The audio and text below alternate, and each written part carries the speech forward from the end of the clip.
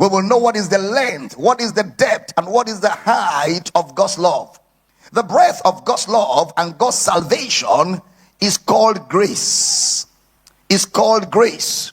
The breadth of God's love and God's salvation is called grace.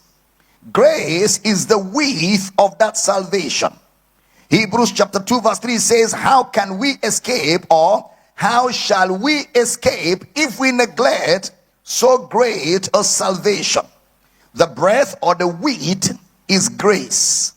I would love to borrow how somebody will define grace. Let me take it from there. A good Bible teacher defined grace, very rightly so, as God's riches at Christ's expense. He defined grace as God's riches at Christ's expense. The minute you can define grace outside Jesus, you have fallen into deep error.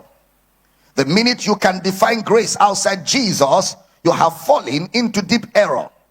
Grace can only be seen from Jesus to Jesus.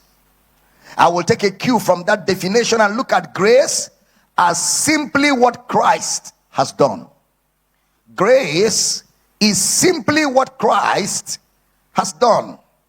If you see grace from that point, you will understand what is available to everybody. Grace is what Christ has done. Like the teacher said, grace is God's riches at Christ's expense. It means grace is not free like that because somebody paid for grace. Grace is paid for by somebody. So God's riches at Christ's expense defines what Christ has done. God's riches at Christ's expense defines what Christ has done. If you don't see grace from what Christ has done, you begin to see grace from an individualistic view.